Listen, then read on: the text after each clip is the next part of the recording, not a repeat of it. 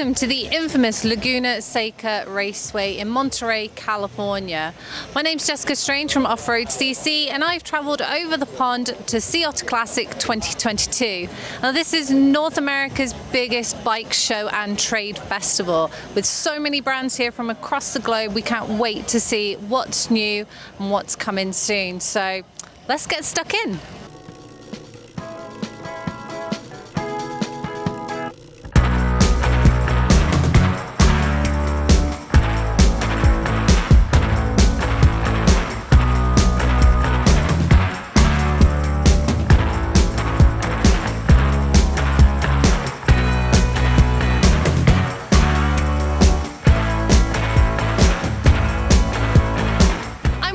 Marketing manager at Wolf's Tooth, and they've got two new products at Sea Otter. So Kurt, can you tell me a bit more about them? Absolutely. So this is our axle handle multi-tool, and it fits at the end of one of our Wolf Tooth axles, though it is compatible with other axles that have an O-ring at the end. And it's meant really just for kind of like your essential functions. So you might have another multi-tool kind of stashed in your frame bag or like wrapped up in a tool wrap. But let's say you only ever frequently use like your 4mm or your 5mm. Well, this has it right on the multi-tool. So it pops out of your pops out of your rear axle rather, and then it has bits that are stored on the inside, tucked in with magnet. So it comes with 4 different bits, and you kind of select 2 based on the ones that you use the most. So let's say you want to use your 3mm. It fits into this end, which is a 4mm receiver, and then this is your wrench. And then it just tucks right back in here. And then on this end, it is a 5mm hex step to a 6mm. So then when you're done using it, you just pop it back on your axle and you're ready to ride. That's amazing. They're so stealthy as well. Yeah. That's a really handy tool. Yeah, it also comes in 8 colors that match all of our other anodized components too, so it's a nice color accent piece. Equally, the most important part of riding a bike is getting your colors spot on. Some might say the best. I mean, we all know red is fastest color, so. Definitely. It's all about those Power Ranger vibes, isn't it? Yes. And you said you got another tool available for us. Yeah, we do. So we also have our 6-bit hex wrench multi-tool. It actually fits onto a keychain here, and when it's attached to the keychain, the front of it's locked so your bits don't come out. You push the button, release it, and then inside you have the 6 hex bits, the same ones that we have with our 8-bit pack players. And then all you need to do is pop it out. They're held inside via magnet. Comes out here, close it up. They all fit into the 8mm driver, which also has a ball detent swivel head. So do your adjustment, take the bit out, tuck it back in, close it, and then you can just reattach it. You just kind of push the button on the little keyring attachment here, then you're good to go. Amazing. And are both of these tools available to buy now? Absolutely, yeah. They're available on our site and with all of our distributors and with any bike shop that has Wolf Tooth components. Fantastic. Thank you very much. You're very welcome.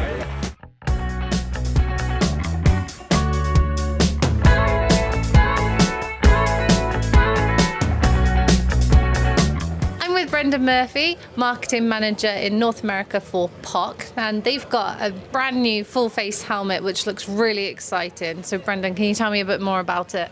Yeah, so we came out here with the new Autocon helmet. We have 2 versions, the regular Autocon and then the Autocon Race, which I'm holding, which is kind of more of the step-up, beefed-up model. This is kind of a takedown from the helmet we came out with last year called the Cordal.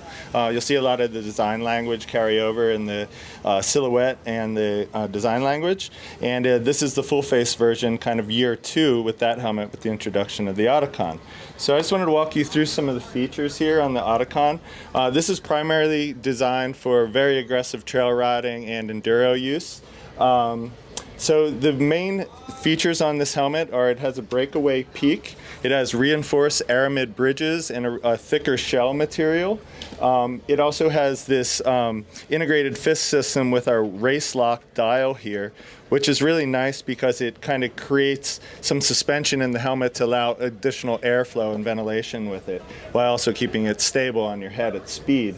It has the removable cheek pads here as well. It also has a removable grill, which is compatible with the GoPro mount if you want to get POV shots.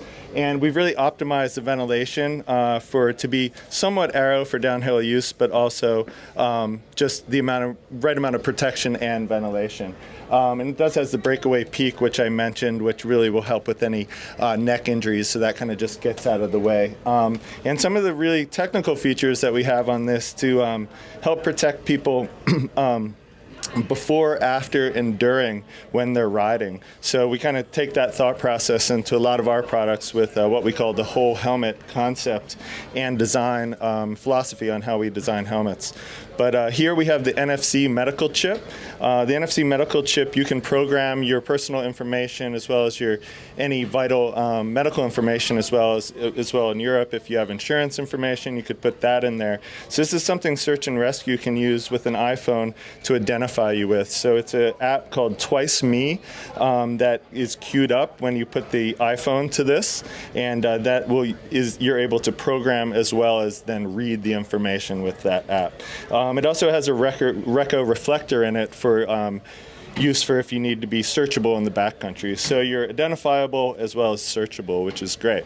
So the main differences between this helmet, which is the higher end Oticon Race, and the regular Oticon, this still has the Reco. It does not have the NFC chip, and it has a little bit thinner shell material without the aramid reinforcement. So if you're looking for the lightest weight version, that would be it. This one's a little bit more beefed up for a little bit more aggressive riding. That's pretty much it about the Oticon, and we got a lot of other great products here. Here's a mannequin kind of showing the full kit here with our new dungaree, as well as our new Poise Crew, which is a technical sweatshirt material here, but designed with reinforced elbows for kind of mountain biking, but more in a kind of lifestyle, kind of cool look. And our new dungaree for wet weather riding, which is prominent, I'd assume, in the UK. And yeah, so we have a lot of great product here we're introducing at Sea Otter, and this is the hero product with the Oticon Race, and totally covered, fully ventilated is the story behind this helmet. And is it available to buy now? This helmet is just coming to market now. It'll be in market later here in April, and then available in select shops, and then we'll have more bulk in the market in early June. Fantastic. We can't wait. Thank you very much. Thank you.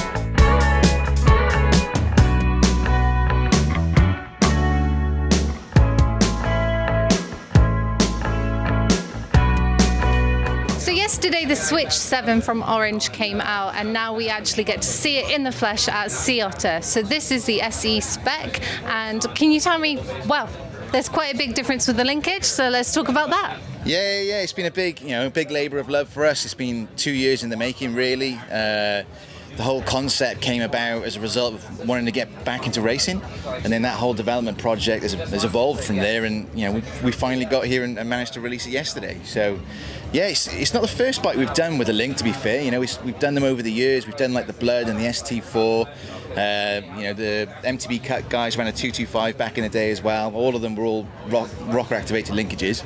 And now what we have is a strange power link on this bike, sat on 170mm travel front and rear, MX wheels, it's like 63 degree head angle, 76 degree seat angle, and like a 484 reach in a large. So it's big bike, big travel. It's like a thoroughbred race bike. So big mountain riding for this bike then? Oh yeah, for sure. Like one of the things we noticed with the feedback from riders is that like fatigue management was like a really, really big thing, and giving them a bike that had more travel, more support, and just kept them fresher for longer meant that hopefully then the results would come. And is this available to buy now in the UK? Yes, we've taken orders now. First batch of bikes should be good to go in June, and then frames and other specs will probably be around like July or August. Amazing. Thanks so much. No worries. Thank you. I'm with Will from Microshift, and there are a few new things that we'd love to find a bit more about. So Will, what's new? So today we're releasing our Acolyte and Advent super short groups. So we have an 8-speed with the Acolyte and 9-speed with the Advent, and what we did is we shortened the cage of our Acolyte and Advent derailleurs by 50mm, and that allows you to ride it with a 20-inch wheel. That's awesome. So much more versatility then. Much more versatility, and then with that we actually upgraded the shifter here to have a shorter reach and less, like, you don't have basically have to push it as far, so kids can use it and the actuation is way easier.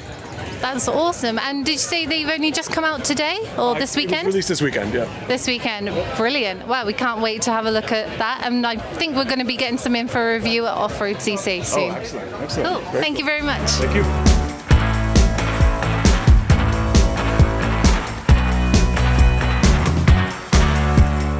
I'm with Andrew from XFusion, and we're really excited because they've got a new wireless dropper post coming to market. So it's the eManic dropper post. And Andrew, can you tell me a little bit more about like the development and what we can kind of look forward to with it? Yeah, definitely. So going off of our regular Manic dropper post, this is basically similar design, similar cartridge, but electronic. So it's an RFID Connect system. It runs CR32 in the shifter lever and a rechargeable battery in this as well that you can find in a lot of places. So it's basically helped us keep the cost down on it. And the exciting part about it is it's going to come in right around $450 US. And yeah, we're hoping that it'll be make it more eligible for people to like jump on that. And you said that testing's going to start properly straight after Sea Otter. So when can we likely expect to see it on the shelves? Yeah, so this was the first pre-production model that I've seen. We've got 2 more over here in the US now, and we're going to start testing them rigorously after this event. And then if everything goes to plan, we're hoping to get it out in like Q4 of this year. And is it likely that we might see more wireless options throughout the range, like the gravel options?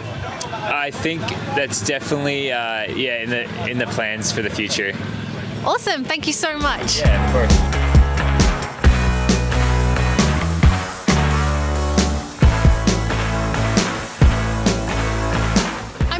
Mountain bike product manager at Vitus, and beside us we have a new prototype. So Ben, can you tell me a little bit more about this prototype trail bike? Yeah, sure, would love to. So yeah, it's just a bike that we were pretty keen to bring out to Sea Otter to kind of let the media have a look at, and also just our Vitus customers out here in America, and then to give our customers back at home a bit of a sneak peek on. So it's a bike that we've been working on now. The R&D team have been working on it behind the scenes. This is our own bike which we've been testing. You can see some of the components are used and stuff like that. It's a 140mm trail bike, so 140mm forks, 140mm shock, and it's designed just to kind of fit into our range to further expand our aluminium trail bike sector. So it's going to be our sort of continue in our entry-level trail bike range, and it's going to be offered in 2 wheel sizes. So we're going to have both 29-inch wheels and 27.5-inch models, and we'll have full builds across through the range with varying specifications to suit varying budgets, obviously. But it's the continued growth of Vitus and where we're going in some of our recent ranges. So the likes of the Summit and the Scarp redesign, we're pulling in features from our high-end range into our now alloy bike range as well. So key things like we're bringing in the metric trunnion shock, and we're bringing in some other key features like UDH.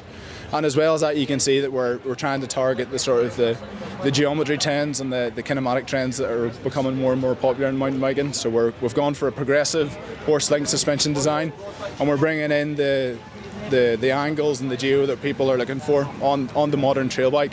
So you've got a nice steep seat tube angle, slack head tube angle, but we're trying to strike that balance to give a good fun trail bike for kind of just general all-round trail riding.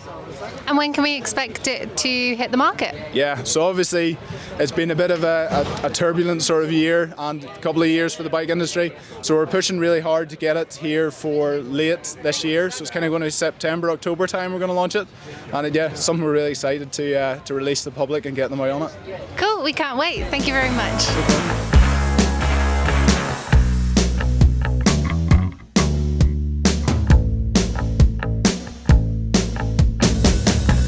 I'm with Dan, CEO of Afton Bikes, and we have one of their latest additions behind us now. So Dan, can you tell me a little bit about the updates and revisions to this model? Yeah, so this is the Afton 150. We've had this one available for about a year now, but we've made a few amendments recently. So we've gone for a new layup on the rear stays. So this is something that came from the race team on the downhill front. They wanted a little bit more kind of compliance on the off cambers and the flatter surfaces. And yeah, we did that by just doing a different layup. And it's resulted in a bit lighter as well. It's about half a pound lighter on the bike as a whole. And and made it really good on kind of anything that needs a bit of extra grip on the edge of the tyres. Gives it that, but we haven't lost too much in terms of responsiveness as it goes around berms or the kind of more kind of supported turns. And we have also gone to a steeper seat angle. So on some of the taller frame sizes with a long dropper, we were having kind of a bit of feedback that we'd gone too slack. So yeah, we've worked backwards from there, and now on the bigger frame sizes, I think we're 3 degrees steeper on the seat angle, and adjusted a couple of the reaches out to suit that. The final thing is internal cable routing, which is something that we've wanted to do from day one, but it's kind of taken a little while to come to fruition. So we're using a port-to-port system with an internal hose, and silent ride and super easy to thread the hoses through. And all the machines, they're full guns blazing at the moment for production? Yeah, the machines are flat out. We've just we finished a batch of team frames just before Lords. Done a few demo frames, but there's a lot of customer frames pulling through as well. So yeah, it's all go. Awesome, it's great to see everything's going so well. Thank you, yeah, no, it's been good. Thank you very much.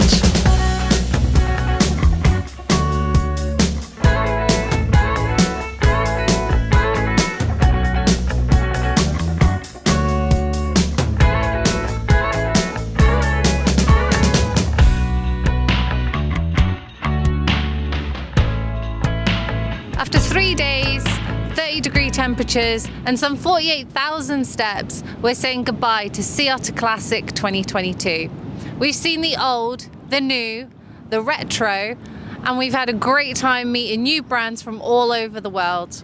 So this is me signing off for Sea Otter Classic 2022. We look forward to seeing you in the next video, and please don't forget to like, share, comment and subscribe to Off-Road CC.